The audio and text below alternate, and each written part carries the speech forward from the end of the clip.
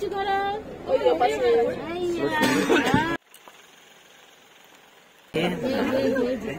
Morning family, কেমন আছো সবাই? আশা করছি সবাই খুব ভালো আছো আর আমরাও বেশ ভালো আছি। তো আর একটা নতুন ভিডিওতে অনেক স্বাগত।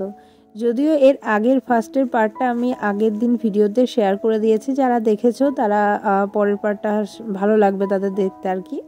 তো সেই জায়গা থেকেই আবার শুরু করছি। মানে দুপুরবেলাতে খাওয়া দাওয়া কমপ্লিট করে আমরা একটা বাস ধরে নিয়ে সোজা এবার যাচ্ছিলাম হচ্ছে বেঙ্গল সাফারির দিকে।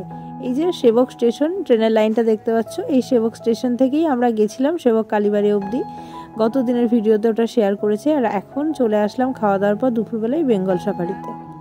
এটা এই জলপাইগুড়ির মধ্যেই অবস্থিত আর কি। তো একদম রোডের ধারে। এখান থেকে গিয়ে এবার হচ্ছে এখানে দেখিয়ে দিচ্ছি চলো তোমাদের যে কি কি রয়েছে, কেমন কি কস্ট সব কিছুর। আর ভেতরে এন্ট্রির জন্য একটা টিকিট কাটতে হবে, কত কি সেগুলো সবই দেখিয়ে দেবো। আর দুপুরবেলাতে যেখানে সেবক কালী মন্দিরে ওখানে খেয়েছি, ওখানে তো পরোটা খেলাম আর একটু ভাত খেয়েই ঢুকবো ভাবছি।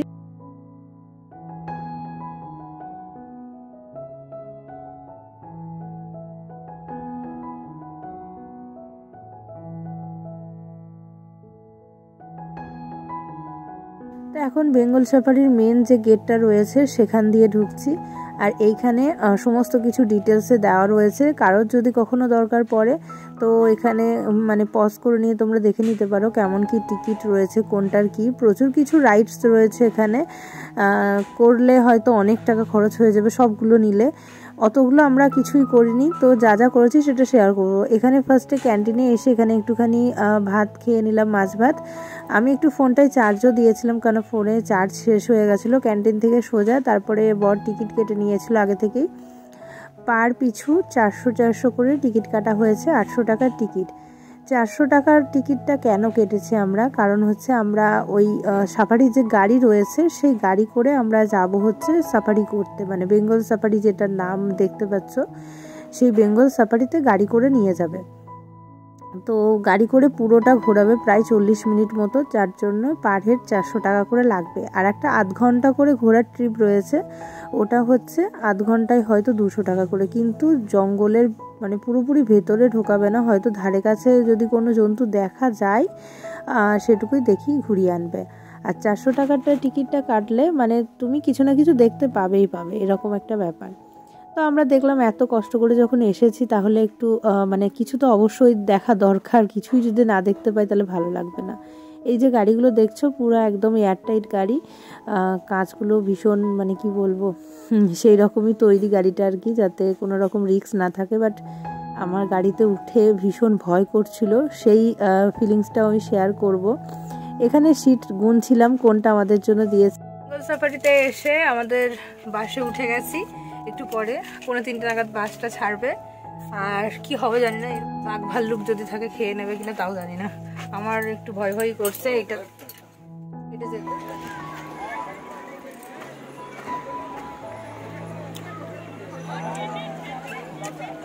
গাড়িতে সিটটা দেখে তারপরে আমরা এখন নিচে এসে একটু ওয়েট করছি, কারণ আমাদের ট্রিপটা ছিল 3:45 থেকে ওই 3:30 কি 3:45 ওই রকম অবধি, মানে 1 ঘন্টা নয়, 3:45 থেকে 3:30 অবধি ঘুরেছে।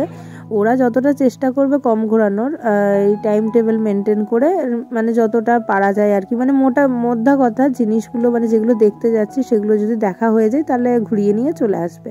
আর এখানে বাচ্চাদের ছোটোখাটো পার্কও একটা ছিল, মানে সমস্ত বাচ্চাদের খেলনাধুলনা, আর বড়দেরও প্রচুর রাইডস ছিল। আমরা উঠে অলরেডি বসে গেছি আর একদম পেছনের সিট পেয়েছি। আমি যাওয়ার সময় বরকে বারবার বলছিলাম যে আমার ভীষণ ভয় করছে, কোনো রিস্ক নাই তো। আর সামনে সব মানুষগুলো নিচ থেকে টাটা দিচ্ছে, ভাবছে একবারই শেষবারের জন্য চলে যাবো নাকি গাড়িতে করে, এরকম একটা ফিলিংস হচ্ছিল। তো পুরো বেঙ্গল সাফারিতে এই জার্নিটা না ওভারঅল দেখতে গেলে টাকা খরচ হলেও আমার কিন্তু বেশ ইন্টারেস্ট লেগেছে, ভালোই লেগেছে। আর এখানে একটা টয় ট্রেন বলা যায় না, টয় গাড়ি বটে, ওর মানে চাকাটা ট্রেনের চাকা নয়, মানে গাড়ির চাকায় লাগিয়ে রাখা আছে। ওটা হচ্ছে 150 টাকা করে টিকিট। ওটা হচ্ছে পুরো জঙ্গলটা হালকা ফুলকা যেগুলো রোড রয়েছে সেই রোডের মধ্যে দিয়ে ঘুরিয়ে দেখাবে।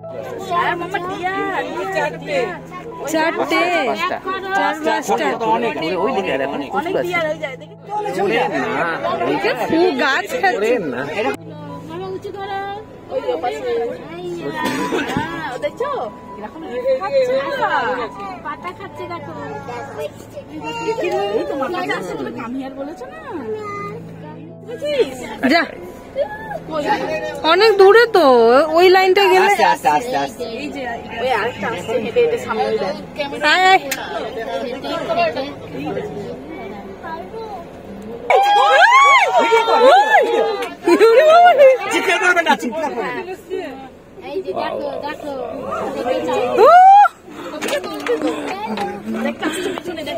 মমের কাছে কি বলবো, এত কাছ থেকেই ভাল্লুকগুলো দেখেছি, মানে এত ভালো লাগছিল। আর ভাল্লুকগুলো দেখছো, মানে গাড়ির ড্রাইভার দাদার সাথে কিন্তু খাবার নিচ্ছে, এটা ওদের স্বভাব। মানে যখনই এরকম সাফারিতে মানুষ আসে তখনই প্রত্যেকটা গাড়ির কাছ থেকে ওরা খাবার নেয় এইভাবে খাড়া হয়ে দাঁড়িয়ে। মানে ওরাও ট্রেনিং প্রাপ্ত হয়ে গেছে, ওরাও অভ্যস্ত হয়ে গেছে এগুলোতে। আর আমি কিন্তু রীতিমতো ভয়ই পাচ্ছিলাম যে কোনো রিস্ক আছে কিনা। গাড়ির কাঁচটা, মানে ড্রাইভার দাদার কাঁচটা খোলার সিস্টেম ছিল, ড্রাইভার দাদার কাঁচটা খুলে খাবার দিচ্ছিল। আর এখন এই যে বাঘ দেখতে চলে এসেছি।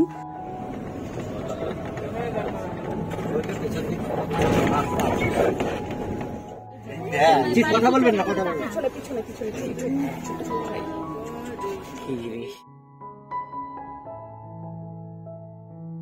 সবকিছু দেখা কমপ্লিট, লাস্টে বাঘটা দেখে বেরিয়ে আসলাম। আর বাঘগুলোও না বুঝে গেছে যে বেঙ্গল সাফারিতে এসে মানুষগুলো শুধু আমাদের দেখবেই, তাই রাস্তায় বসেছিল ওরা, আমরা আসছি দেখে ওরাই সরে যাচ্ছে, মানে উঠে নিজেদের খাঁচার দিকে চলে যাচ্ছে। তো ওরা ওইভাবে অভ্যস্ত। আর আমি ফার্স্টে কতই না ভয় পাচ্ছিলাম যে যদি ঝাঁপিয়ে পড়ে গাড়ির ওপর। যাই হোক, এখানে দেখো একটু ঘড়িয়াল দেখছিলাম, ঘড়িয়াল ছিল, ওদিকে কচ্ছপ ছিল আর কুমিরও ছিল। একদিকে ঘড়িয়াল ছিল আর একদিকে কুমির ছিল। আর এইদিকে কিছু রাইডসও রয়েছে, জিপ লাইন রয়েছে, এগুলোই দেখছিলাম আর কি।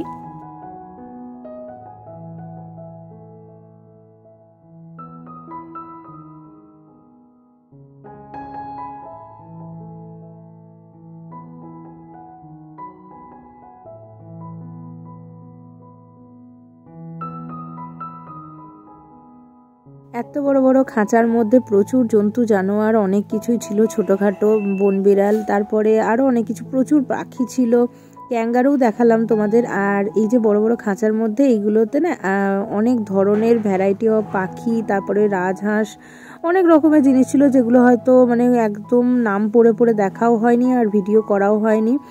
তবে একটা স্নেক জোন তৈরি হচ্ছে, মানে যেটা সবথেকে ইন্টারেস্টিং পার্ট হবে, স্নেক থাকবে, বুঝতেই পারছো তো, ওইটা তৈরি হচ্ছে হয়তো এখন।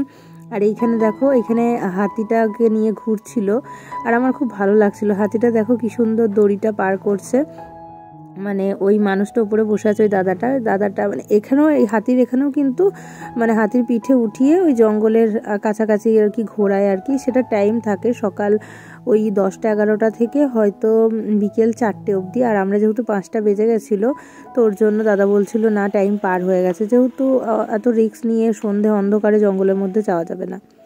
তো যাই হোক, ওখান থেকে বেরিয়ে এসেই কাছেই একটা মানে জঙ্গলের মধ্যে একটা জঙ্গল ক্যাফে দেখছো আছে, প্রচণ্ড দাম, কিন্তু খেতে খুব ইচ্ছে করছিল। একটা কুলফি নিলাম, 60 টাকা নিল এই কুলফিটার দাম নিল ঠিকই, কিন্তু প্রচণ্ড ভালো খেতে ছিল, খুব ভালো লেগেছে খেতে।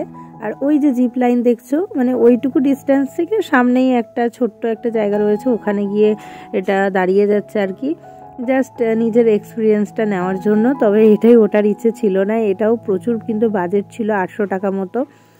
অনেক কিছুই আমরা দেখিনি, মানে যেতে সময় পাইনি, সন্ধে হয়ে যাচ্ছিল বলে, যেহেতু আমাদের ফিরে যেতে হবে কোচবিহার, অনেকটা শিলিগুড়ি থেকে কোচবিহার।